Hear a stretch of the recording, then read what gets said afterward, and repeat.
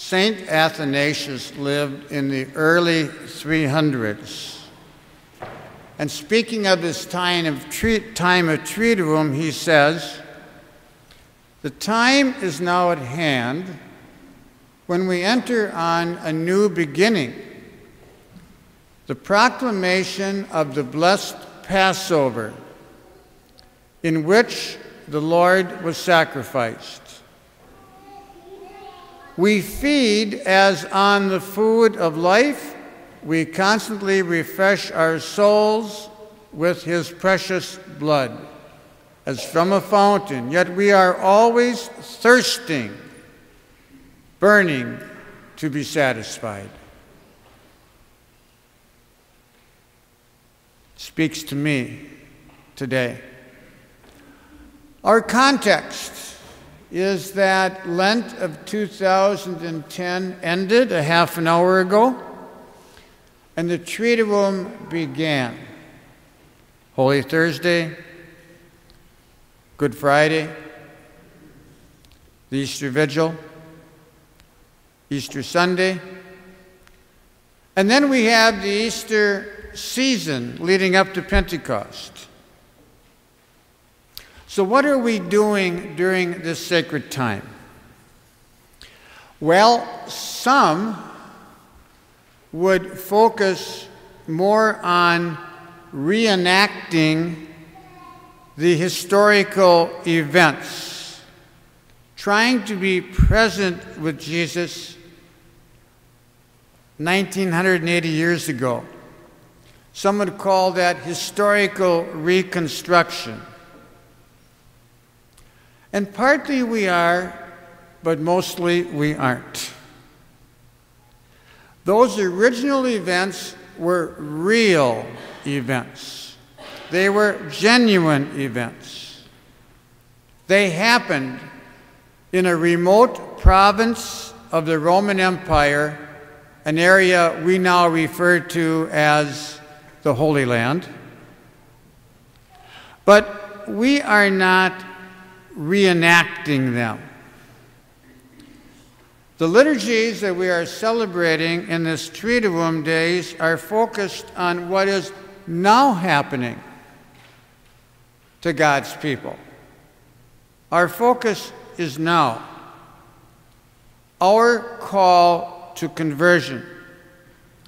Our gathering in faith.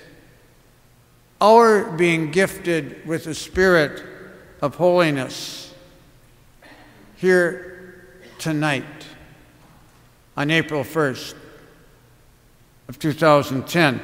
And you and I are those people, and yes, there is the reality of 1980 years ago, and thank God.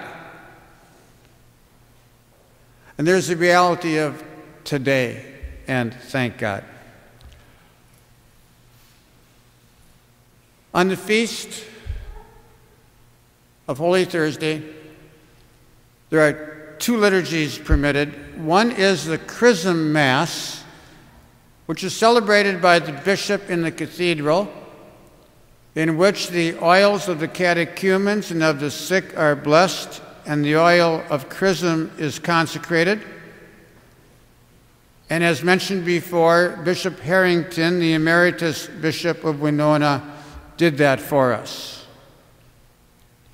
Also during that liturgy in La Crosse, there is a time when all priests who are gathered renew their commitment to the priesthood in front of the bishop. Now, I got to be honest, I was not there. I was here helping, getting ready. The second liturgy is what is called the evening Mass of the Lord's Supper. That's what you and I are doing. It needs to be in the evening because it's leading into, at least symbolically, when Jesus was condemned to carry his cross, etc. And there's to be one in each parish, in each community of faith, not a number of masses. During this time, we think about the Passover meal of the Old Testament. And by the way, our Jewish friends had their annual Passover celebration on Tuesday night of this week. We follow one calendar, they follow another. We look back to the time of Moses in the Exodus account, 3,200 years ago. We look back to the time of Jesus' teaching and suffering and death, approximately 1,980 years ago. We look back to the time of Paul, and the reading tonight is maybe about 20 years after Jesus' death and resurrection. And then we take all that to our lives right now. Yes, the washing of the feet literally happened with the symbolism explained here tonight, and it literally happens for us here with a similar symbolism. Our procession did not happen back then.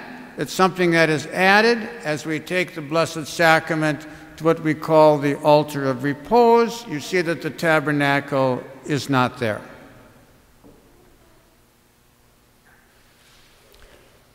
Right after the procession and the incensing, then the altar is stripped. It is bare now. It will be clothed at the preparation of the gifts. It then will be stripped after the procession and the incensing. And then we go home, or we stay here for adoration. You can come and go until 11 o'clock. There are some New Testaments and some youth Bibles right down here if you choose to use them. The Scriptures. I referred already to that Jewish Passover, and we read tonight about that, not the original, but the one that means so much to us.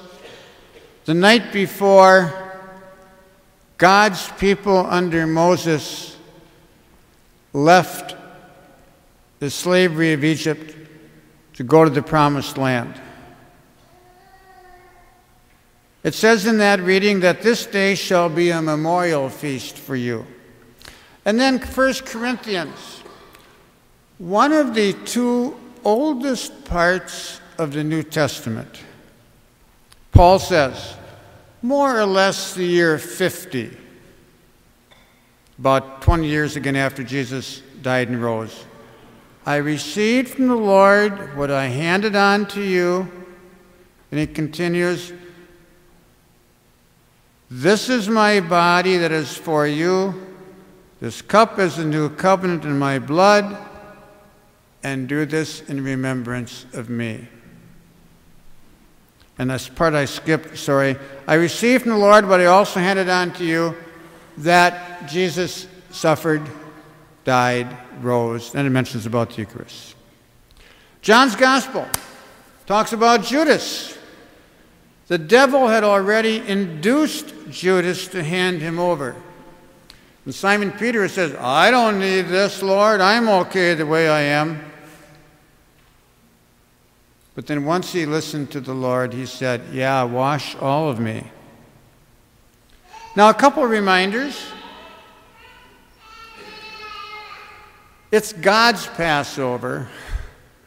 God is the one who, in a sense, is passing over us tonight. It's not as much what you and I are doing, it's what God is doing. And our response is to open ourselves up to receive the wondrous gifts that God has given us. We don't make anything happen. We take those gifts with generosity. And our only response is that of thanksgiving. And we share that in the Eucharist in a little bit.